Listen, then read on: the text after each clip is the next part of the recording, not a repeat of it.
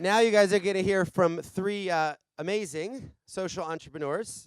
We're going to put the chairs up here, and they're going to tell you their founder story. So let me get my intros first. Excellent. Start with Michael Faye. So Michael's a fellow New Yorker, and we just connected here for the first time, but I've been hearing amazing things about his organization for years. Started with Google. I know you guys got a big grant from Jacqueline, who's been a huge supporter. So Michael is a co-founder of GiveDirectly and Segovia Technology. GiveDirectly is shaking up the world of international development by making it easy to send money directly to the extreme poor. They've been ranked a top international charity by charity evaluator GiveWell. He's been recognized by Fast Company as one of the 10 most innovative companies in finance. And Michael was named one of Foreign Policy's 100 leading global thinkers in 2013. Help me welcome Michael, please. You're going to sit in two, and this guy next to me. Okay.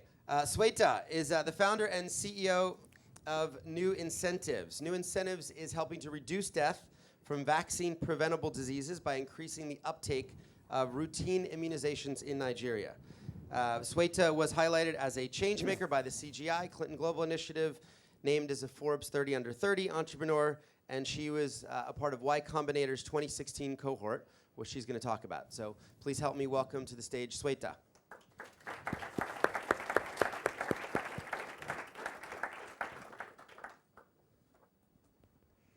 Last but not least, sorry, am I in your way? Is Roy Head. Roy is the CEO of Development Media International. DMI runs evidence-based radio, TV, and mobile campaigns to help change behaviors and save lives in developing countries. In 1997, Roy founded the health division of the BBC World Service Trust, and there he oversaw many of the world's largest health campaigns, including a campaign in India which helped 200,000 people get treated for leprosy. He received the Joseph Rowntree Charitable Trust Visionaries Award in 2005. Help me welcome Roy to the stage.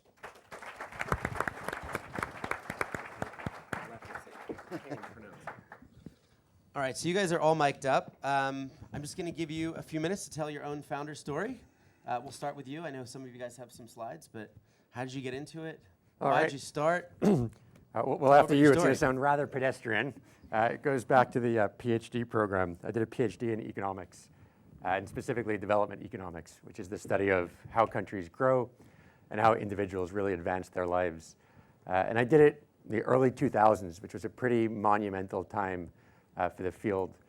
People like Rachel Glenister, who's here somewhere, and folks at Harvard and MIT were really leading a revolution in development, which was to bring randomized controlled trials, probably the worst branding version of A/B tests, to the field of development economics. So what that meant is that we started to actually test what worked and didn't work. Now, we'd been doing things for a very long time. The sector was decades old, if not more. And what we learned is that a lot of the stuff that we assumed had worked, and we continue to do, training programs, things like that, were not working as well as we had hoped. And the thing that everybody assumed was completely ludicrous, which is just giving money to poor people and letting them make their own decisions, worked quite well. Now again, we branded it with a little econ and called it unconditional cash transfers and conditional cash transfers. But it's essentially giving capital. It's VC firm to the poor. And this worked remarkably well. Now that's great, but it's really hard to get money to people in the emerging market. If you haven't tried, I mean, back in the day, you'd kind of load up and you'd take some dollars on the plane and fly somewhere if you needed to do this. And then mobile money came along in the mid-2000s. Mobile money is the ability to basically get paid on your phone, and it's completely leapfrogged banking, credit cards in the emerging markets. So now the world is connected to the financial grid, and we know that giving cash works. It's not too much of a leap to see where GiveDirectly started. The number that always has motivated me on the kind of direct cash giving is the following. So some researchers over at Brookings have looked at what it would cost each year to get everybody in the world above the poverty line. So just imagine we knew how poor people were, we knew what the poverty line was, how much would it cost to get over it? It turns out that it's about $70 billion. We spend about $135 billion a year on global aid. Now the $75 billion has lots of caveats, some that make you think the number should be higher, some that would make you think it should be lower. But the point is it's about half of what we're spending. So a lot of what GiveDirectly is doing is not just the cash programming, but thinking about how do we make that $130 billion and the philanthropic dollars more efficient than they are today. We in no way think that cash should be the only thing we do in development. There is no silver bullet in development, but it should be a benchmark. We should at least ask ourselves whether or not what we are doing is doing more good than simply giving the poor money and letting them make the decision for themselves. And the analogy we use for at least the finance folks in the room is the index fund. For a long time, private equity hedge funds, they took these large fees and picked your stocks for you. Turns out if you bought the market at a lower expense, the index fund, you could potentially do better. Index funds haven't replaced everything, but they have served as a benchmark. And I hope cash transfers serves as a similar benchmark for the sector. Awesome. Svetha? Hi, everyone. My name is Svetha, and I got into new incentives because I was doing research with some professors who were evaluating huge cash transfer programs in Brazil and Mexico. So I was like, oh my God, this is the most amazing thing, because here we have a huge body of evidence about what does work, but equally exciting what doesn't. So we could take that data and really build amazing programs. So my parents immigrated to the US in the 1970s, and my dad got a scholarship, came from a very poor village in India, and basically his program closed down and he had to force to be an entrepreneur. So I knew the life of an entrepreneur was not glorified, and my instinct was not to start a nonprofit. So I spent 1 to 2 years begging dozens of charities, offering my free time to try to get them to incorporate conditional cash transfer programs into their work. As Michael said, that's not a very fun word, but you could think about it as small incentives for about $5 to get people living on $1 a day to maybe immunize their children or send them to school. So after the 2 hours of trying to convince others, I became really pissed off as to why people were not willing to accept the evidence. So starting in about 2014, we started operating in Nigeria and testing what are the best ways to use cash transfers to save lives. And so to date, we've given about 46,000 cash transfers, and now are focused on scaling up our program and testing it rigorously in northern Nigeria. Cool. Roy? Okay. So my own background is as a TV producer, and I spent some time doing that. I came to the conclusion very early on that TV doesn't really change the world. You make documentaries and people go, oh, that's interesting, well, that's really awful. And then they make a cup of tea and make the toast, and they move on. I then spent 4 years with the UN in Cambodia and former Yugoslavia, and felt I had an understanding after that what mass media could and couldn't do. And I went back to the BBC, and I said, look, why don't we do something together with the World Health Organization and try to do media campaigns to try and improve people's knowledge about health. I mean, the picture is very simple. You've got a mother who's got a child. The child's got diarrhea. Every time she gives the child food and water, it comes out the other end. The mother thinks, well, I'm causing my child's diarrhea. I'll stop giving it food and water. And that's how 500,000 children die every year. They don't die because of the diarrhea. They die because they've got dehydrated. And it just seems not only a human right to give that mother, the most motivated people we know, that information to save their child's life, but it also seems could be a pretty efficient way of saving lives if we can broadcast to millions of people at a time. So I spent 8 years with the BBC, and I ran the health division of their charity. But after a while, it became clear to me that the BBC wasn't the right housing. At one point, I'd taken 4 years to persuade the BBC World Service to broadcast AIDS messages in 41 languages. They can do that from one building in the middle of London. And I thought it was a fantastic achievement. At the end of that year of doing it, the head of the Africa Services, who's a great guy, I still like him, he's a real professional, said, look, Roy, we're not going to do this again. We're just not comfortable broadcasting a message saying wear a condom, wear a condom, wear a condom. We're not taking into account the Bush administration's view of this, the Vatican's administration of this. BBC is not comfortable, if we're not doing objective news. And I thought, okay, that's fair enough, but I don't want to be here anymore. So I need to start something else. And so I started Development Media International, and the idea of that was to bring science in. I felt for a long time that international development was bedeviled by the sort of floppiness of it, the imprecision of it. There was no market really to speak of. So bad projects carried on. They didn't get eliminated by not making profit because there was no profit. There was very little application of science. And I looked at the world of public health, the one area of development which really was scientific. They had health economists, they had epidemiologists, people who worked out what it cost to save a life and how these compared with other interventions. We persuaded the Wellcome Trust to give us quite a lot of money, about £7 million. We tested through randomized control trial whether this idea, this grand idea of changing people's minds and motivating to change their behaviors would work. And after 5 years, we finally got the results. We've got a 35% increase in health behaviors and a 6.3% reduction in child deaths. So that's where we are. It's gone from sort of back bedroom again. It's one of those awful stories of getting very disillusioned in your back bedroom, thinking, why did I do this? So now we're in 4 countries and 50 staff. Cool, amazing. Thanks, guys. Yeah, thanks. Let's talk a little bit about kind of accountability and transparency measurement. I mean, this is something that... great. David, come on up here. And I think we're done with the projector, so yeah. Let's kill this so I'm not blind. So, startups care about these things. New companies care about results and data. This has not been something, perhaps the establishment, the big charities, have never, at least in America, been accused of being transparent. How do you guys think about this? It seems like all of the new startups now, all the new social entrepreneurs, we care about this. You're hearing it. How's that relevant to you? Measuring transparency, accountability, results. So I think data is important, but I actually think shifting the conversation from data to evidence is even more important. Data are numbers. I can put anything I want on my website. It's unfortunate, but I can.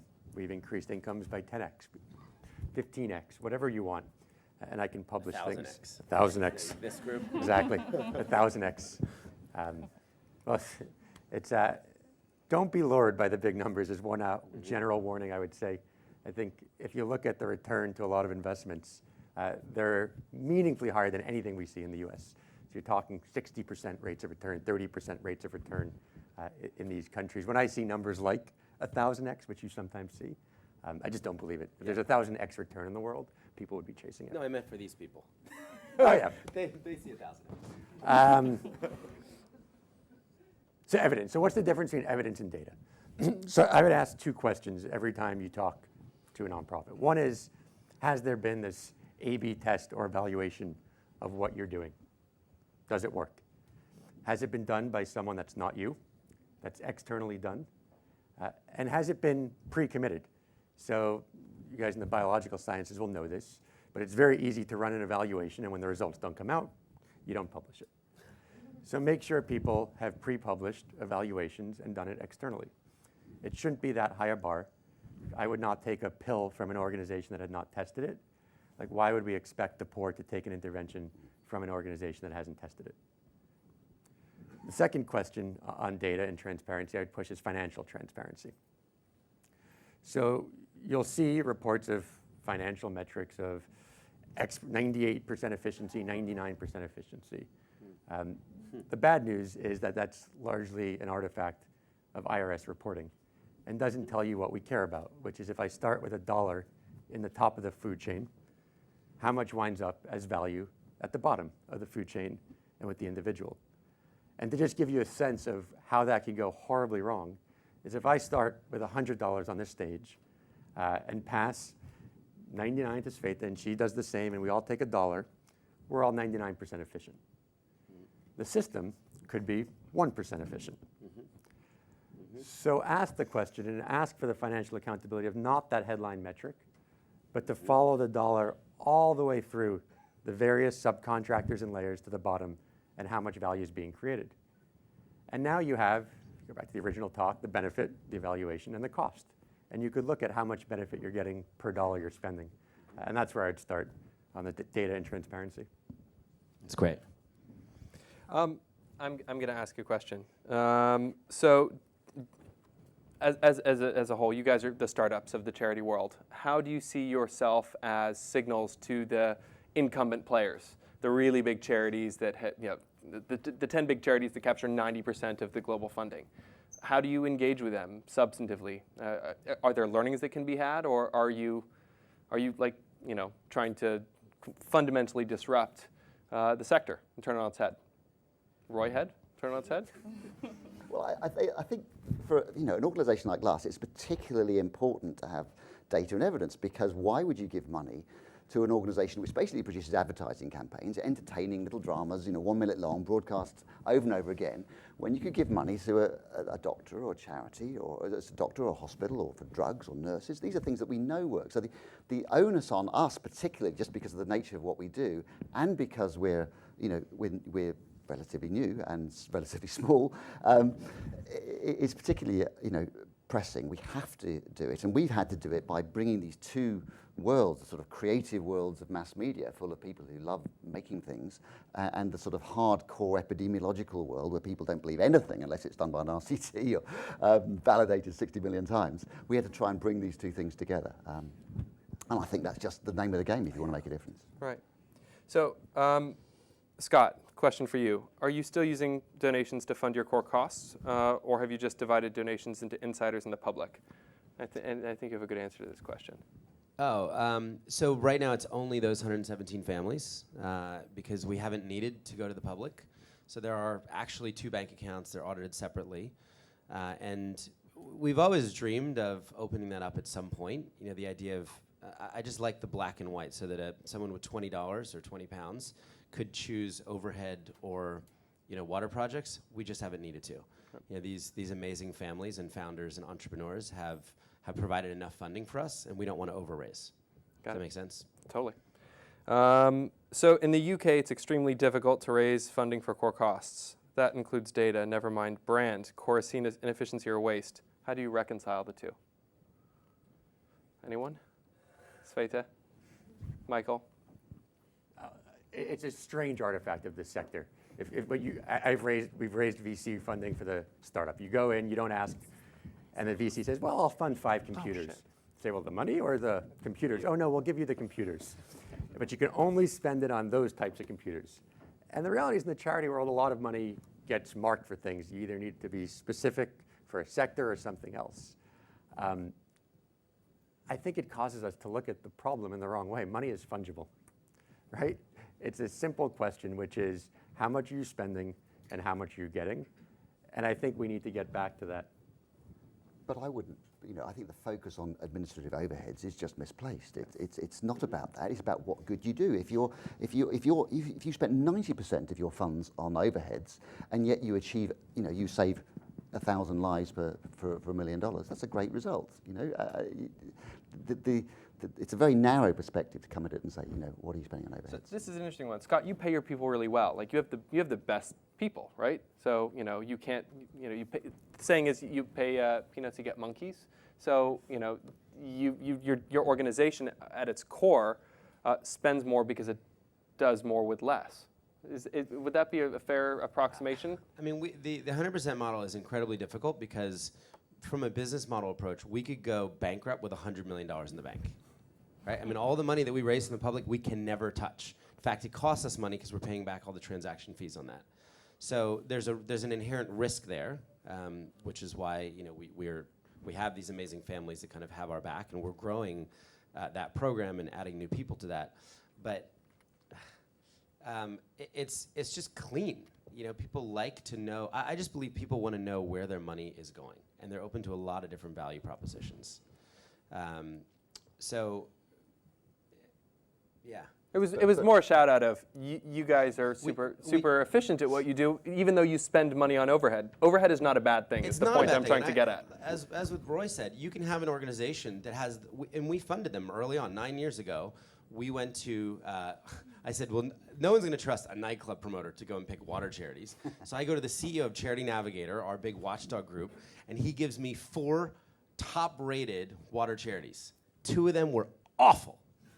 Awful. The worst programs we ever funded. We thankfully shut it down. It was a one and done. 2 of them we actually still fund today, 10 years later. But just that overhead metric is zero indication of the quality of the programs. And in fact, sometimes a reverse indication. So the more efficient they are, the less smart program people they have actually watching your money. So you could have, he could give me $1 million, and $1 million could just get dropped in Niger with no program people and produce 0 results. Or it could go to Niger, and 20% of that, $200,000, is spent on a smart, effective team who's administering an $800,000 water program, and you could actually get an output there, or 70-30, or whatever those numbers are. So yeah, it's the wrong. I think we're all in agreement. It's kind of the wrong metric. Yeah. We've got 30% overhead, and yet the cost per life saved is about $280. So the two, we're really comfortable with that. Cool. Yeah, go ahead. I was going to come back to your question on changing the sector, because I think it's an important point. A lot of us are startup people, built companies.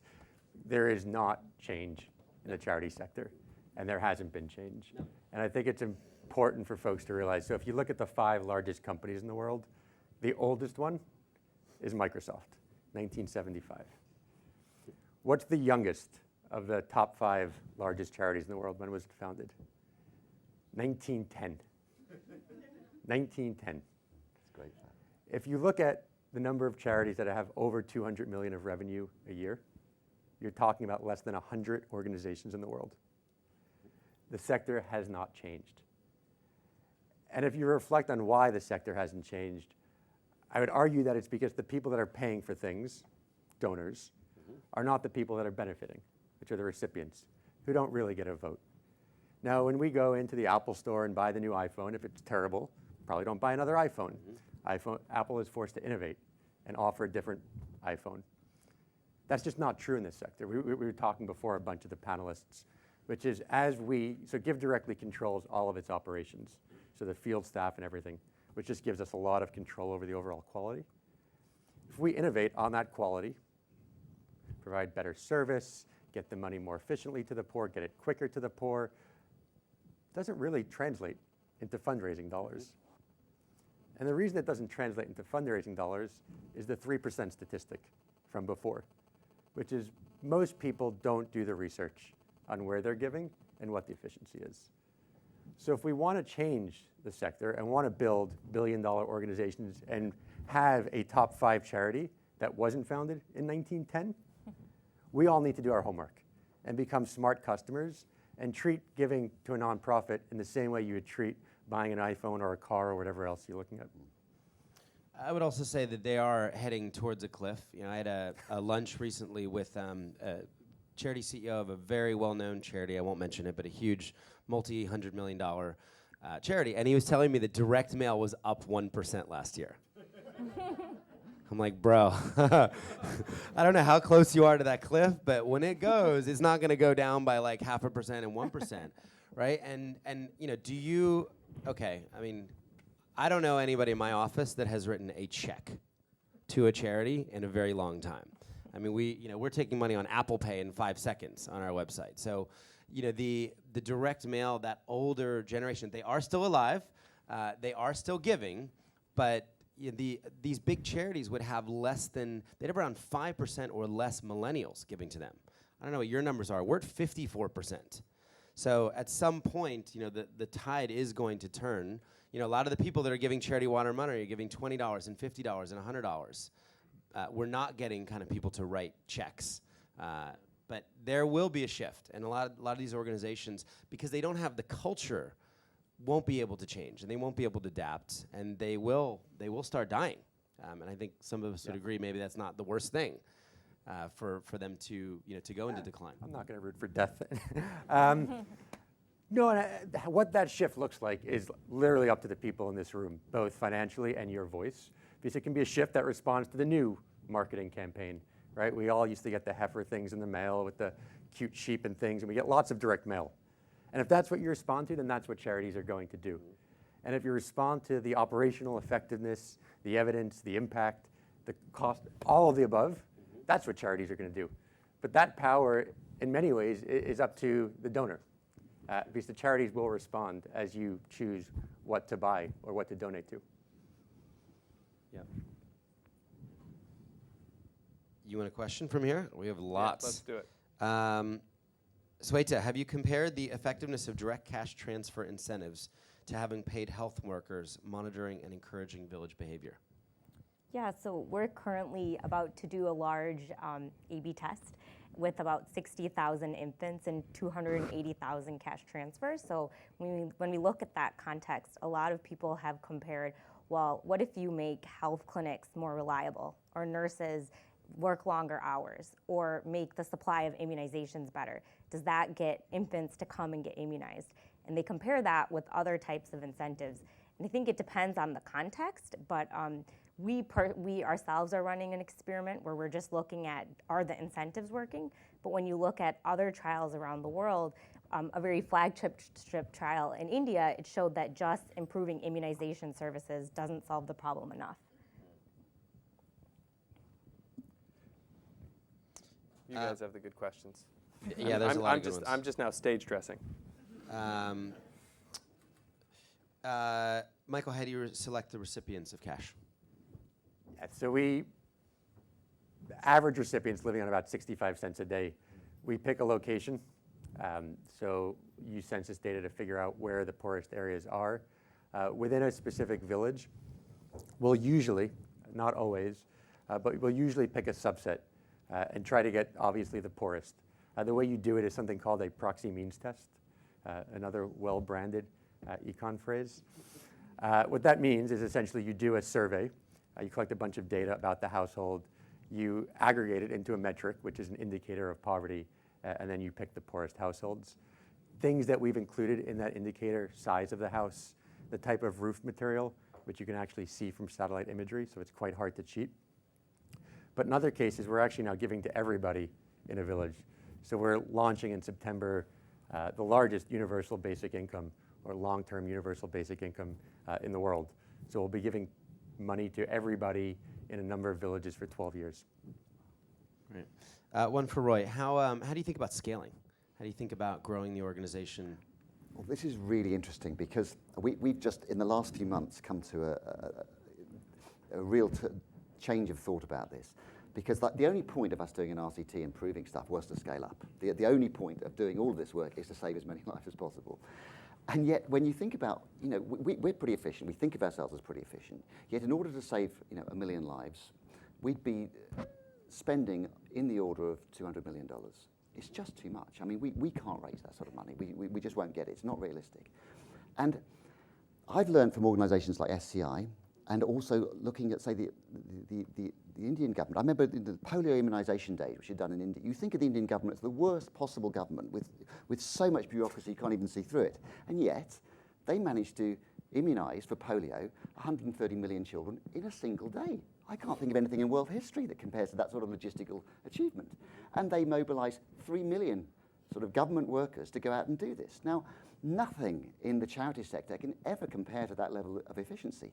So we've taken a step back and said, well, look, instead of us doing it, can we can we train governments and monitor governments doing it? We've always backed away from that, thinking that's just going to be hell. That's going to be a miserable day's work every day, dealing with governments every day. But we think we can do it. If we boil it down to milestones that we supervise, we release cash on certain milestones, and when push comes to shove, we could actually do things for them if it really was essential.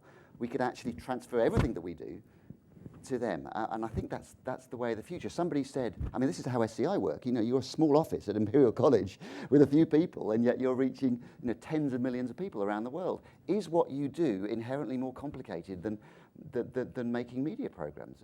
I don't think either of them are rocket science. It's just getting the the people to follow certain processes, and I think that's the way we've got to work in the future. You have to make the local people take ownership of the program. Yeah. So maybe, Scott, you could address this. Do you see what you do at Charity Water as basically something that can get acquired by government? So I mean acquired in the sense that you're piloting something that's really impressive and a new way to deliver water projects, a new way to message about giving.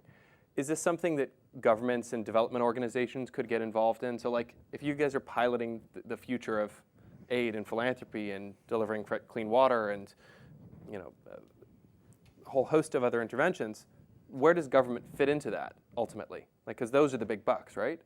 Yeah, I mean, I can start. With a sensor, that's absolutely the intention, that it goes beyond our projects. We have 23,000 projects. That'd be great if they all had sensors on them and we'd know our efficiency. There are 1 million wells in Africa. Half of them are broken. So you have 500,000 stranded assets in Africa. And some of them were built 40 years ago, 50 years ago, by all sorts of governments and various international NGOs. But no one really knows. So no government knows the actual functionality of its projects, and they're all over-reporting. So if a government says that 70% of their projects are functioning, or 70% water coverage, they are counting every project ever built in the country as a functioning water project, because they don't know. And there's no sense of looking back. There's no way to actually know. So we're hoping with a $100 sensor and open source, we're now about to do version 2, which we think will be even better. That's the idea, is to get governments to actually install them, make that data transparent, and we think they'll get more funding, from the World Bank, from DFID, from USAID. And some of these huge funders are just pouring billions of dollars in, getting no actual measurement, except, hey, here are a bunch of holes that we stuck in the ground. No real-time effectiveness. So, we'd hope that Rwanda might be the first to go online, and we were actually looking to fund all of the sensors ourselves and the install if we can get a country to kind of make their rural water supply public. As far as giving in country, we've had very little success fundraising in the countries where we work. And if anybody's ever cracked that code, it'd be great to know about it. Our funding would come from people here in the West. I just add one thing to the government piece. Everybody's exactly right. The big money is national governments and donors. But there are a lot of ways to impact government. You can train them directly. You can run evaluations to help the government understand which programs work better and which don't work better. Some governments actually hire NGOs to implement their programs. So there's lots of ways to impact government. A good way not to impact government is to stay tiny. And how do you get big? How do you run the evaluations? How do you get to the size where they're turning to you for technical advice? You grow. Mm-hmm. And when GiveDirectly was a $200,000 a year charity, nobody asked us for advice. And we weren't part of those government conversations. Last year we raised $50 million. All of a sudden we can do evaluations to inform the government. So I just wanted to emphasize that governments are the big money, but what impacts that is the funding from the public, which allows organizations like us to get to the stage where we can impact government. That's true. You can't coerce. You need some kind of leverage over governments, and you can't do that without money. Exactly. You need some. Otherwise, they're just bigger than you. And that's public money. Yeah. So we have a bunch of founders in the room, and one of the questions I get a lot when I talk to entrepreneurs about signing up to Founders Pledge, and I think it's kind of a no-brainer. A lot of people here do as well because you're a part of it. But most people say, well, after I sell my business, I'm going to want to get really stuck in. Like, what if I want to start my own charity? Like, can't anyone just do it?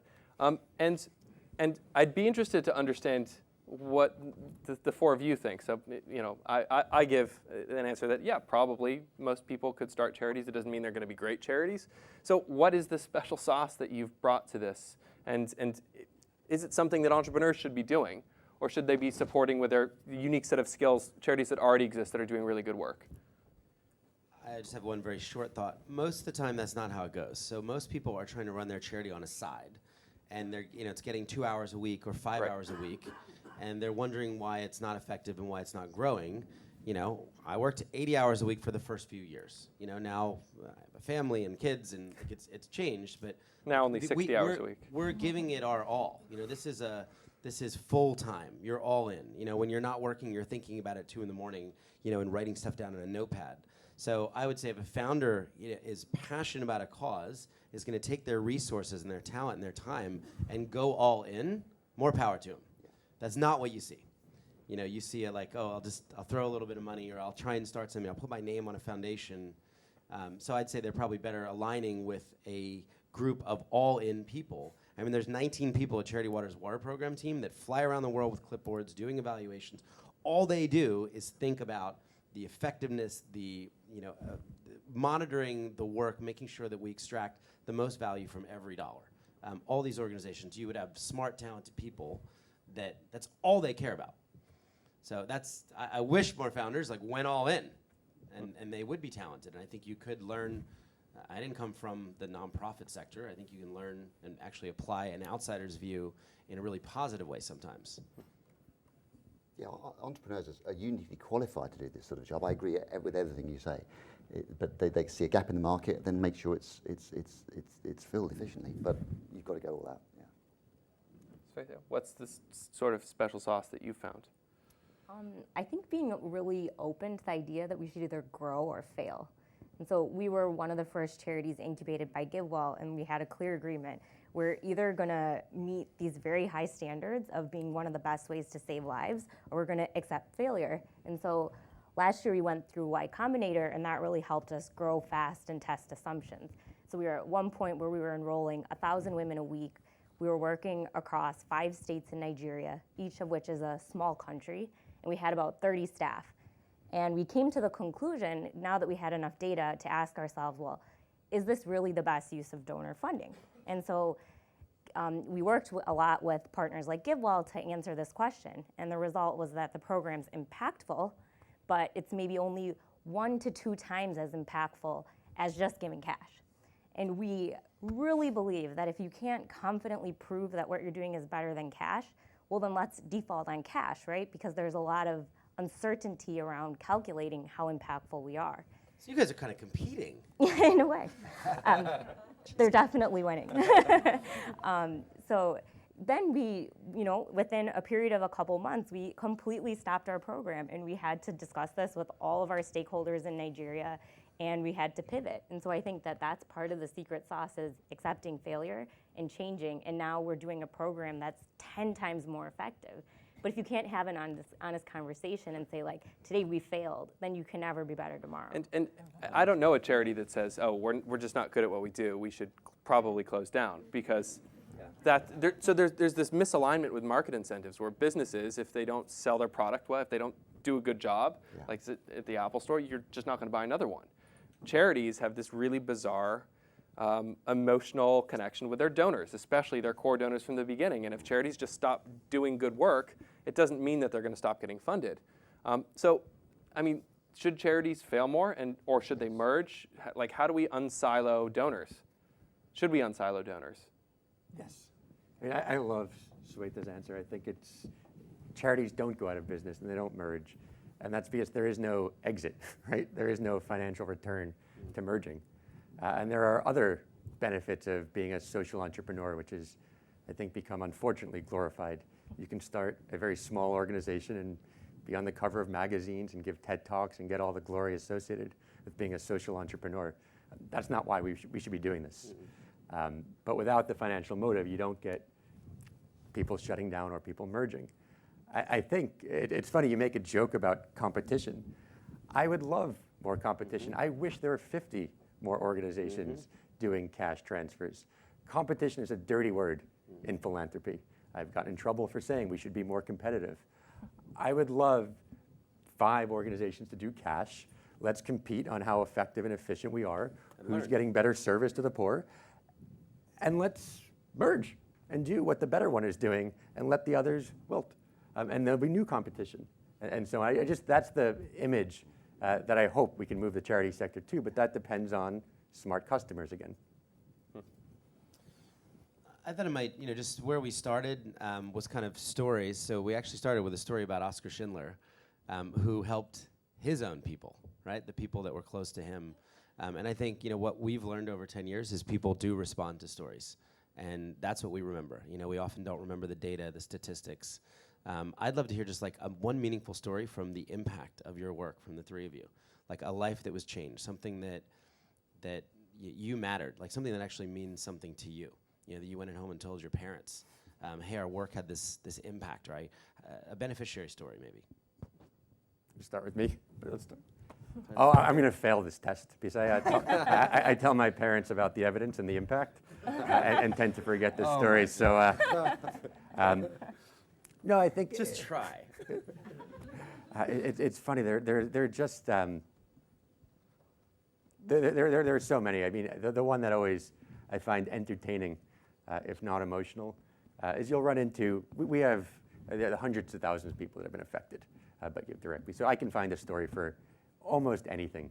People that have paid to get their child back in a custody battle, people that have bailed a friend out of jail, people that have started businesses, music businesses, that have gone completely viral locally. The one that I always love are the people that buy fishing rods or fishing boats. We work by the lake, and it's a pretty common use of money. And it's ironic because of the old expression, right? Teach a man to fish, give a man a fish, feed him for a day. The assumption is that he or she has a fishing rod. He might not have a fishing rod.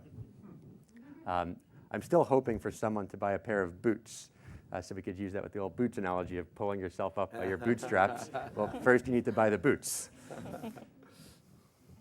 I guess Tom's has tried to do that, right? But with shoes. Good story. I guess one good story is when we first started, we were giving cash transfers to HIV-positive pregnant women. So because we're giving these women money, they had a lot of trust. So we started to get a lot of calls about women thinking that taking HIV drugs was going to kill their babies. So we had this strange kind of like internal discussions, like, should we give these women the money knowing that the money, they will respond to the money and start taking drugs that they think are going to kill their babies? So it was a very strange kind of thinking process to go through. But it ended up being amazing because women in their villages started taking these drugs because, of course, they were, living hand to mouth every day. So they did respond to the incentives. They did take their drugs. And what happened was they realized the drugs were not killing their babies.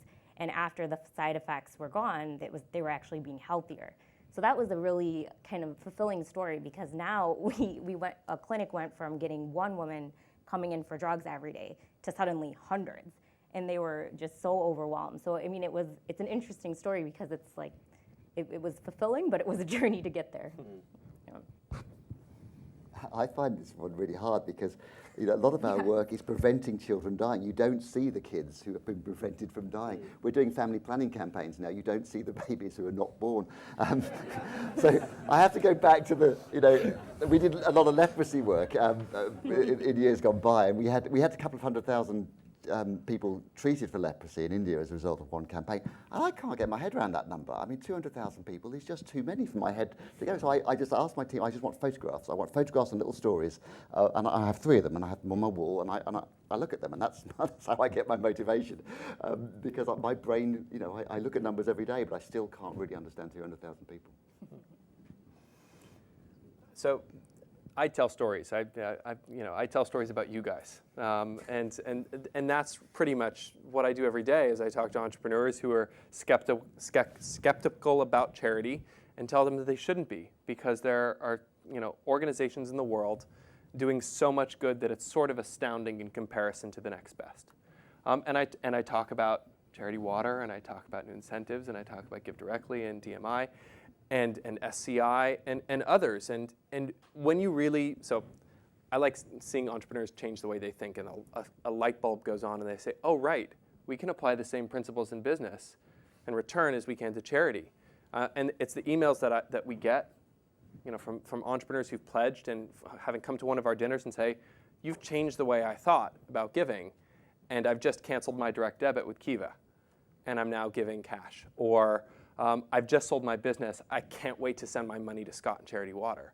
And that happens a lot now. And so we are collecting stories, not necessarily telling our own.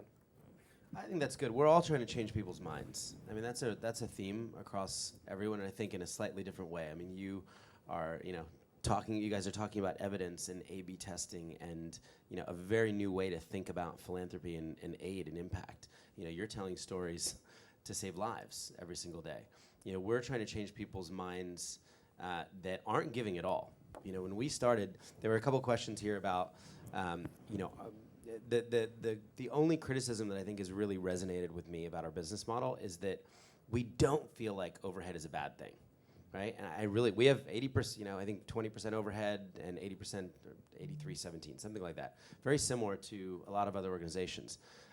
We pay people really well. We have great benefits to the organization. I'm trying to recruit from Google and Twitter and Zynga and Adobe, and people are already taking huge pay cuts and walking away from stock options to come work. But the problem we were trying to solve, the minds we're trying to change, are the 42% of people that aren't giving. And you've got Dan Pallotta out there for 10 years. I agree with uncharitable. I agree with this, but it's really hard. He hasn't changed the public discourse. So, our mission was really trying to get these people to no longer use this as an excuse. How much of my money will go?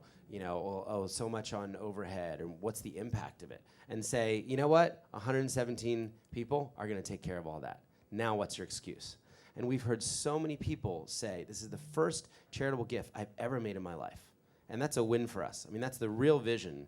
The core of it all is to start people on this journey of generosity, of giving, of impact, showing them, the impact that their dollar has when it lands in the arms of someone in a fishing pole, or with health, with impact. So I don't know. I mean, we are out to change hearts and minds. So I love that you're doing that as well. And it's hard. It's hard work. I totally agree. Oh, go, sorry. It seems like the future, like the missing gap, is combining your skills with our skills. Like, it's kind of a bad sign that we all struggled to find a story, right? Like, we used to be proud of that. Like, we talk about numbers and not stories, but like, one day there's this small evidence, effective altruism circle, and we need to get beyond that. And so how do we tell stories that are based on evidence? And I think you guys have innovated a lot there, but haven't solved it fully. Yeah, the story that personally matters the most to me is changing the sector because of how much we spend and how much good we can do with that money. That's what personally motivates me more than any individual story. Like, I hope we can sit here and say that cash transfers and GiveDirectly and folks doing cash have set a new benchmark in the same way that Vanguard and the index fund has for finance. That will be the change that we want to see. And in terms of the stories, I totally agree with the emotional piece. One thing that we've been trying to do, which I encourage everyone to look at, is to let recipients tell their own stories. And they're not always great storytellers, and they're not always the most emotional stories. But I've always somewhat resented the fact that the stories of the poor always get filtered through people like me, frankly. Like, I have to tell the story of an individual. Like, they're almost never at conferences telling their own story. One thing we've done is if you go to live.givedirectly.org, it's kind of unfiltered, unedited streams of live data from the recipients. So it's directly from their mouths. And there's a search bar, so you can pick your favorite thing, whether it's a fishing pole or I haven't checked for boots lately, and just search for it. And actually read the story from the individual's mouth directly as opposed to mine. So Stephanie's gonna thank me. We're gonna end slightly early and go to a break, if that's okay. I want to thank Scott for sticking around and telling his story, for Michael for giving cash, Svetha for cash as well, and Roy for making it easy for people to understand how to help themselves. So thank you guys for all your incredible work.